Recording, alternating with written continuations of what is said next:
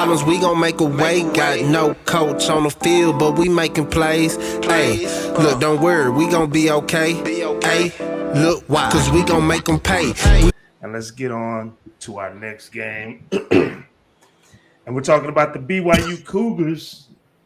So y'all remember when I was talking, depending on how my night is, this is how I'm gonna go. Well, I had a good ass night Saturday night, and I took Baylor in the live bet. Oh my God. What up? Somebody probably.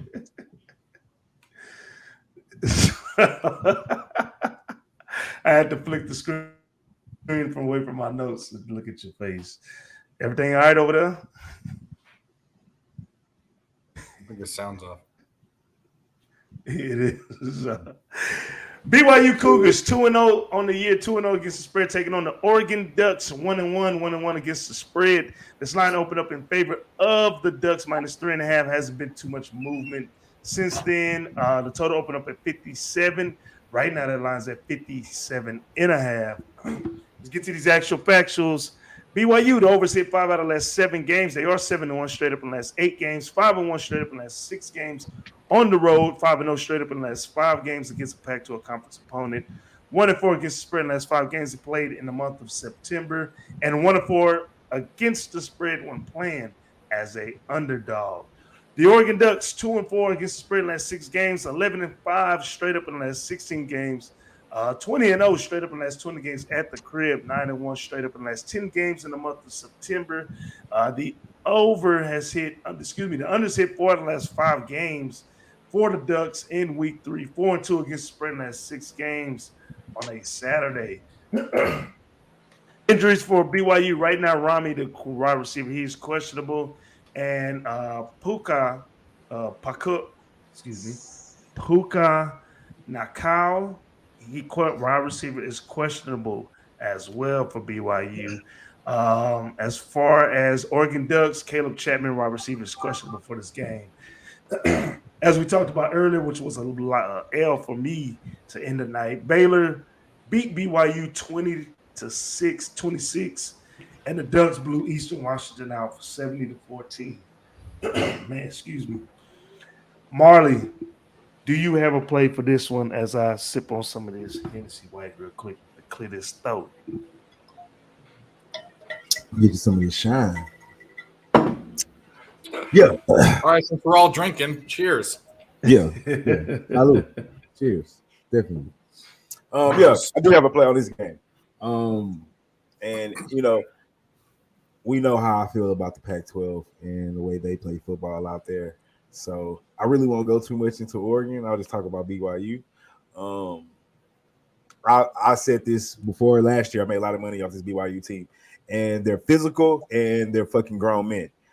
Because they take their 2-year sabbatical, come back. So you got older guys playing with kids, and Christopher Brooks, Brooks, the running back, he's averaging 6.4 yards a carry, and that was against a good Baylor defensive team. And this Oregon team, although they got the name, I don't think they quite have the players.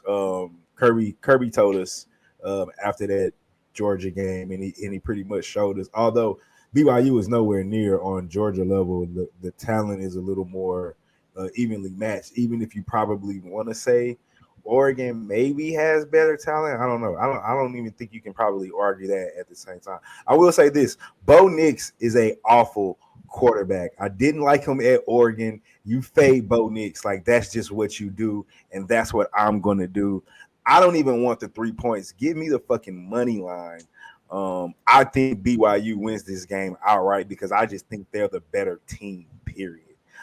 Give me Hall. I can't think of his first name right now, but Hall, he's already thrown 500 yards, 3 TDs, only 1 interception. And just if you don't like the things I'm saying about BYU, just fade Bo Nix at the end of the day. He's going to throw the ball to the other team. That's just what he does. BYU money line. I can't believe they're the underdogs like this. Honestly, you're muted, I believe. All right, BYU money line for Marley. He going after that moolah la. Dave, do you have a play for this game?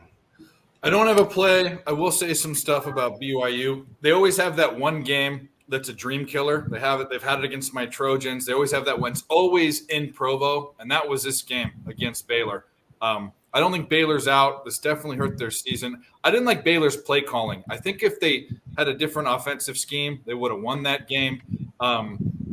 These are grown men, but Baylor to me looked like they had the better athletes. BYU looked like they wanted to tear their head off. And there was some narrative about how Baylor made fun of them, some crap. So, granted, you by nature, and I say this the right way, it's a very fanatical school. It's a religious school. So there's a lot of, fuzzy kind of feelings that are there. So when they get pissed off, it's the other way. And all those fans were on their side. The stadium was loud. There was delay of game calls. Good for them. I will say this about Oregon too. Oregon, and Bo Nix is garbage, but Oregon didn't play as well as they could have at Florida, although we all had Florida in that game. I think this is a closer game. I actually indexed it at almost a pick 'em just because Oregon's at home. I'm staying off it, but I think this is actually going to be a good game, or Bo Nix is going to really screw it up. If he just manages the game, this should be a good game. That's what he's supposed to do at Oregon his whole career. No, I understand. But this is the deal, too. BYU is not as good on the road as they are in Provo, that's for sure. And there's also probably a big emotional letdown off of that game because BYU had that game circled for this year against Baylor. You can't have that. And it went deep. It went deep. It was a very emotional game. Very emotional. Moose, do you have a play for this? I do not. I don't, but let me clear a couple of things up. Bo Nix played at Auburn last year. You guys keep on saying Oregon, and he's at Oregon now, but he was at Auburn. I knew that. I was just Auburn. It's been Oregon every single time. I just had to clear that up. I was like, I'm not tripping, right? Like I didn't come out of a universe. All right, so if I said Oregon, my bad, but I meant Auburn. I know what you meant.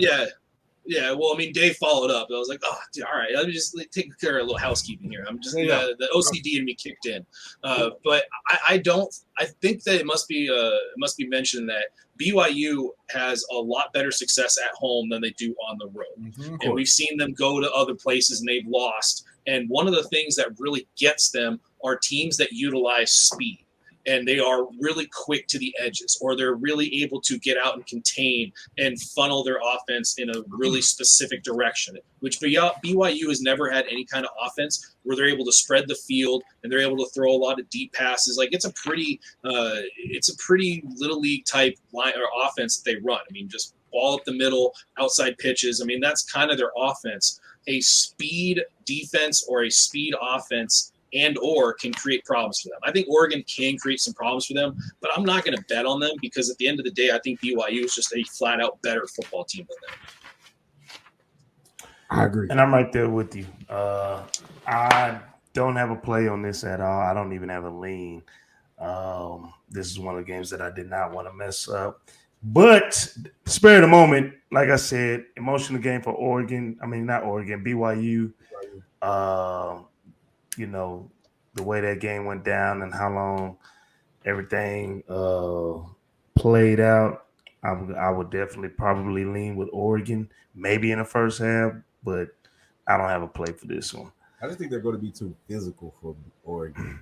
But and I know people like to say it, but they played a physical game last week. BYU was bringing it, and they do have some injuries that aren't on the injury report right now because it just hasn't came out. But a lot of guys are nicked up on that personnel on the offensive side of the ball. And I know Oregon got smashed by Georgia, but in terms of physicality, they've already gotten punched. Like they've already taken that kind of strength, basically right up the ass, and they didn't really deal with it all that well.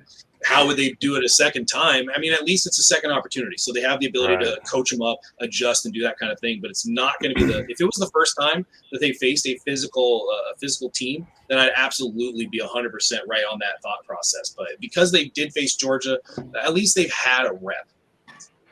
I messed that one up too. I got the other Pac-12 team mixed up. I said Florida. They played Georgia. Mm-hmm. Marley and I are mm-hmm. we're thinking one thing and saying the other thing. Yeah. Pac-12. Well, let's get to our next game.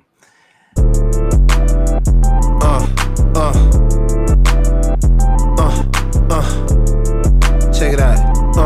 Look, we from the bottom, ain't no problems, we gon' make a way. Got no coach on the field, but we making plays. Hey, look, don't worry, we gon' be okay.